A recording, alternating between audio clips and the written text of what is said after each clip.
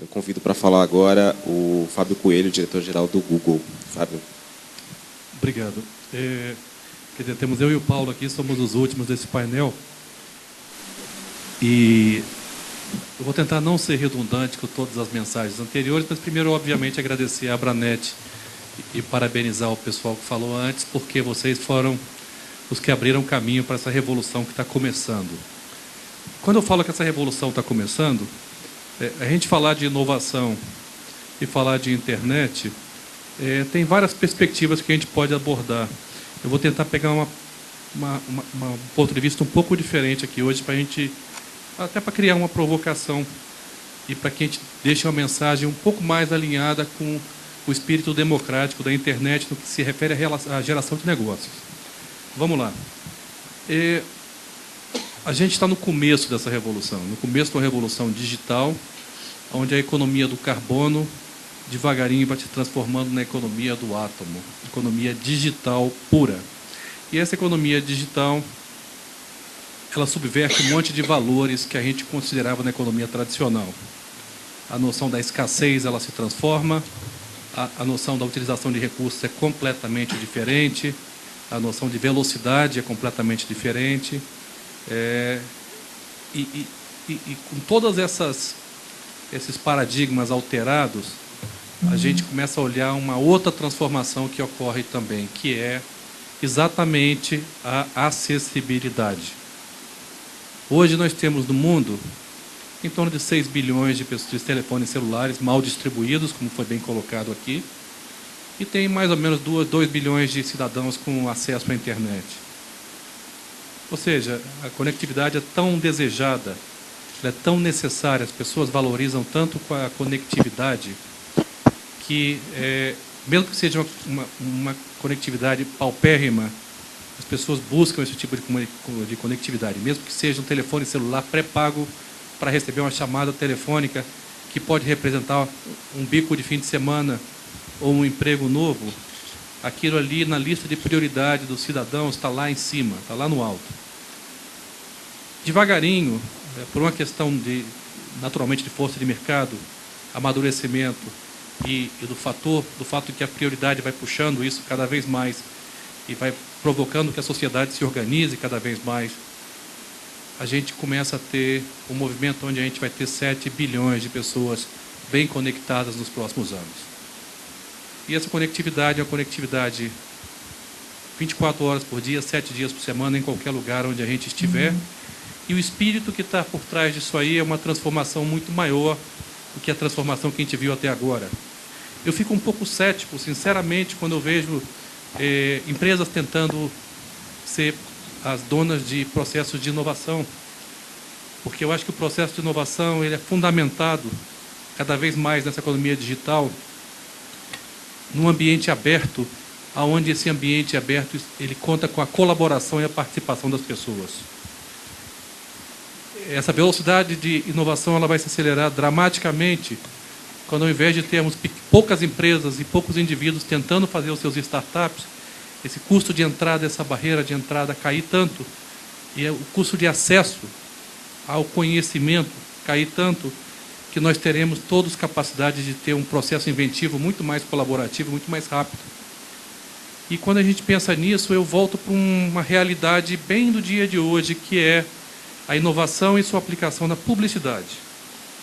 Por que isso? Porque a publicidade na internet, que empresas que passaram aqui hoje, como o Universo Online, como Terra, e como a própria MSN e outras empresas, a publicidade ela foi um dos pilares fundamentais na geração de recursos que permite essa inovação. A publicidade online ela permite o florescimento desse ecossistema. E esse florescimento desse ecossistema, se for um ambiente aberto, ele democratiza o conhecimento, ele democratiza a informação e ele nos melhora enquanto sociedade. Isso pode parecer um discurso político, mas não é. Isso é um discurso social. Ao pensar nisso, a gente pensa em que as pessoas hoje em dia têm mais acesso, as pessoas hoje em dia, cada vez mais, esse movimento, esse deslocamento do faturamento publicitário das empresas tradicionais para o ambiente da internet é exatamente porque existe um ambiente de abundância que se contrapõe ao ambiente de escassez que existe na mídia tradicional.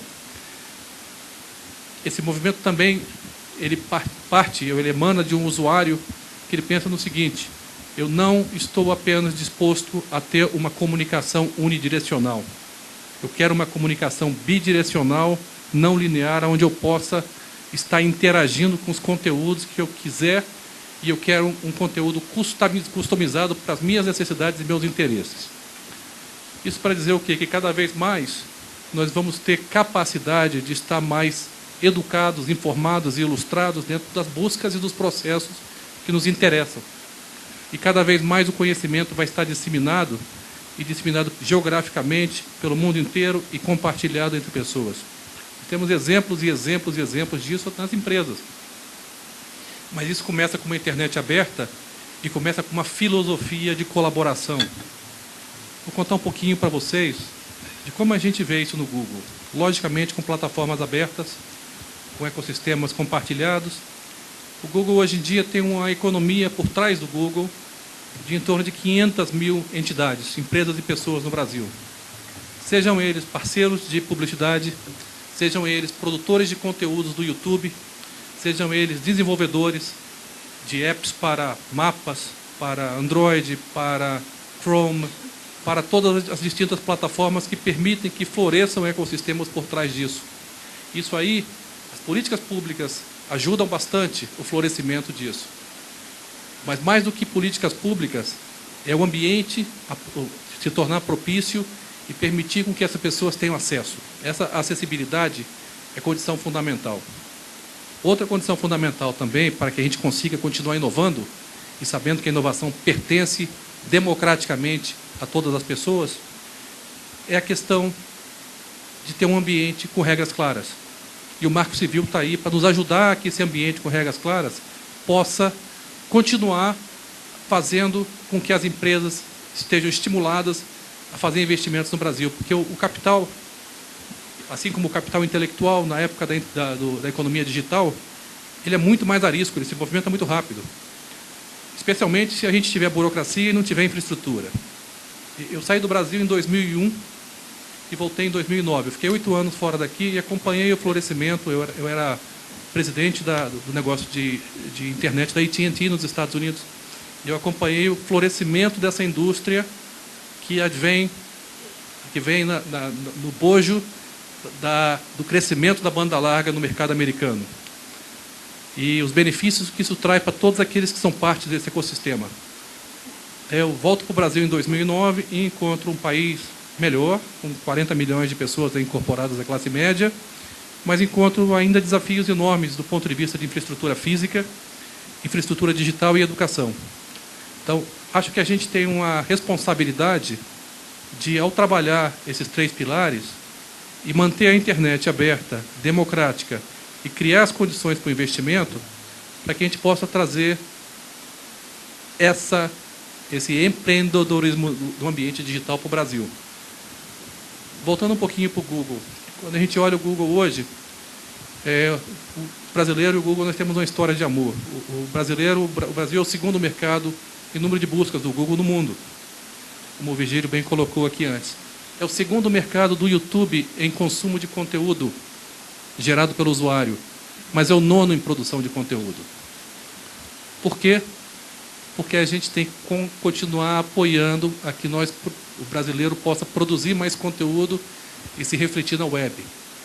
O brasileiro, quando a gente olha, nós temos oportunidades enormes através de todos esses apps. Hoje a gente teve várias empresas aqui, que as empresas cada vez mais, dependendo do nicho que elas se especializam, elas criam esses pequenos apps. O Facebook é um app, o LinkedIn é um app. Vários outros negócios fazem parte dessa economia que passa por esse processo de amplification, onde a gente encontra soluções excelentes para cada uma das nossas necessidades. E essas soluções, elas não nascem dentro de uma empresa. Elas nascem através de indivíduos que buscam soluções específicas e compartilham essas soluções com grupos de interesse.